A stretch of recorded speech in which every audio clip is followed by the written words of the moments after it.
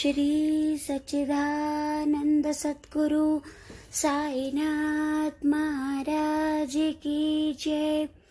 Once when Baba was in a forest, he had darshan of his Guru all of a sudden. Also, how a lady decided to have Baba's darshan stay there at Shirdi for 3 days by observing a fast without water. How the situation was created to make her break her resolve, and how she was made to cook tasty, well-baked food, Puran polis. Not only did he make her prepare polis, but fed them to others and herself to the heart's content, teaching that her virtue of using one's body was for the service to others. Even if the Vedas, Shruti, Shastras, and like scriptures are studied, there is no acquisition of knowledge without the Guru's grace. It is just a physical and mental exhaustion. Try to stay at a place which you like. Do you aspire to take refuge at the feet of saints? Listen with attention to all that they say and take care to do away with doubts from their very roots. Eradicate completely all fake beliefs which otherwise will create impediments on the way. Trample your feet in all conceit. Then only you will be able to reach the other shore. Baba's experience in this matter, the story he gave out himself, is really wonderful, which, when attended to, gives faith, devotion, and salvation. Once there were 4 of them who read the Shastras and the Puranas, began to describe the Brahman, believing themselves to be very knowledgeable. One of the group members quoted Gita's words about salvation by self-effort, decried the tendency to depend on anyone else for salvation. To this, the second replied that he who controls his mind is blessed, and that we should be free from thoughts and ideas, and there is nothing in the world to share except ourselves. The third said that the world is always changing, the formless is eternal. So we should discriminate between the real and the unreal, the permanent and transitory. The fourth one did not approve of bookish knowledge and suggested that the prescribed duty should be carried out and we should surrender our body and mind and 5 pranas at the Guru's feet. The Guru himself is God and all pervading. To get this conviction, strong unbounded faith is necessary. The Vanjari was quite illiterate and unqualified and belonged to a low caste, still had love in his heart and asked them to eat bread. In this way, he who loves others is enlightened, and I thought acceptance of his hospitality was the best beginning of getting knowledge.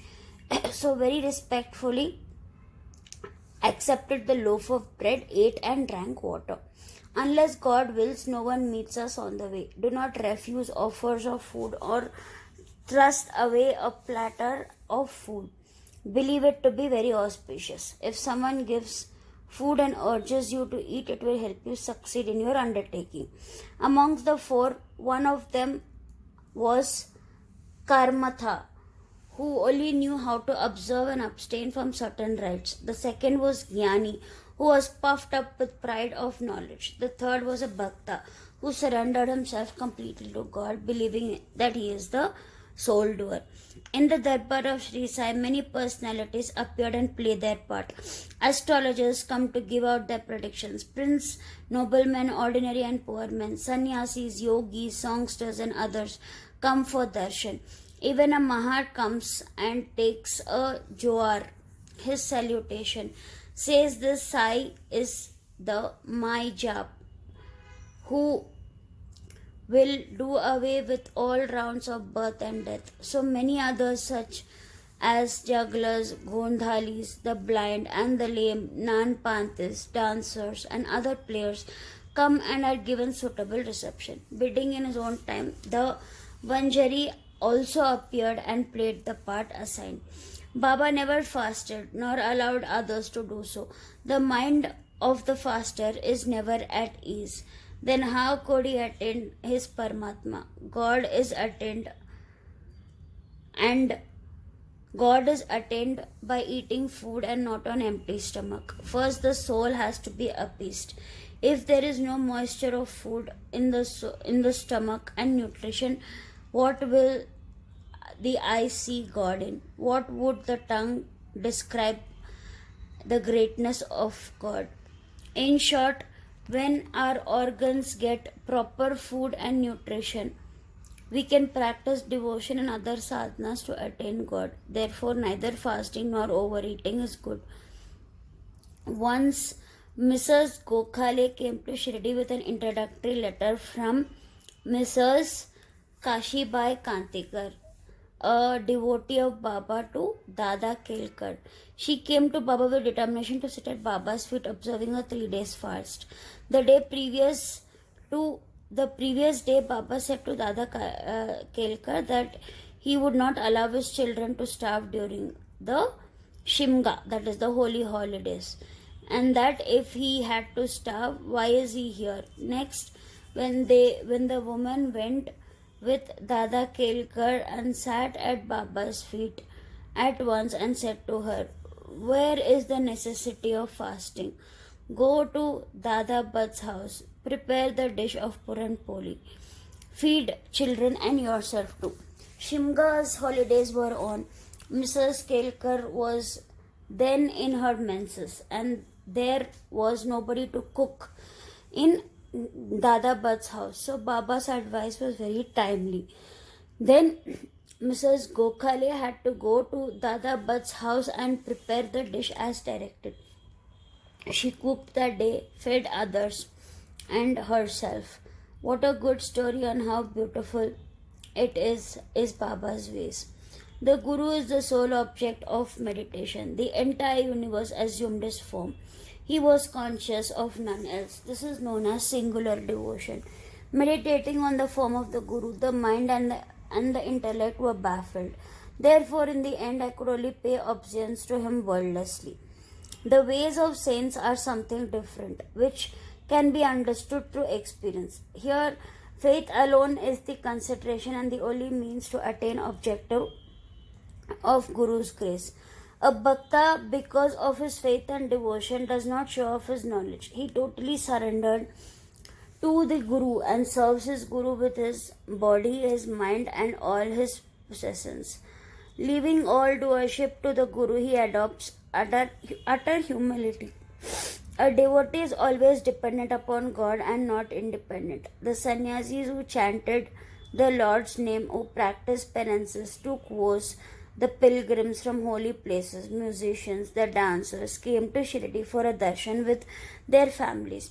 Baba never fasted or permitted others to remain hungry. God cannot be attained on empty stomach. First, the soul has to be appeased by satisfying physical hunger. Sainath was aware of the innermost thoughts of everyone, for nothing on earth was hidden from him. One who is desirous of spiritual progress needs to work hard and constantly study. One should be bold and courageous. One should always savor the nectar of true stories like the washing of the saints' feet for one's welfare. Being humble. When I was a youngster, I was in search of bread and went to Bidagom. There I got embroidery work, worked hard, sparing no pains. The employer was pleased, and 3 other boys worked before me. The first I got rupees 50, second rupees 100, third rupees 150, and I was given twice the whole amount, that is 600. After seeing my cleverness, the employer loved me, praised me, honored me with a dress, turban, headgear for the body. I kept it intact without using it. I thought what the man might give does not last long, as it is always imperfect. But what my sarkar, which is God, gives lasts for a lifetime. At the saint's feet gives internal purity. The skill of the fakir is Bhagwan. The aptitude of the sarkar is quite unique. What about me? Body will mix with earth, breath with air. This time won't come again. I go somewhere, sit somewhere. The hard Maya troubles me much. Still I feel always anxiety for my men. He does not he who does anything spiritual endeavor will reap fruits, and he who remembers these words of mine will get invaluable happiness. Hematpan surrenders to Shri Sai. I encourage all Baba devotees to read the Sai Satcharitra and soak in Baba bliss. Baba bless you. Om Sai Ram.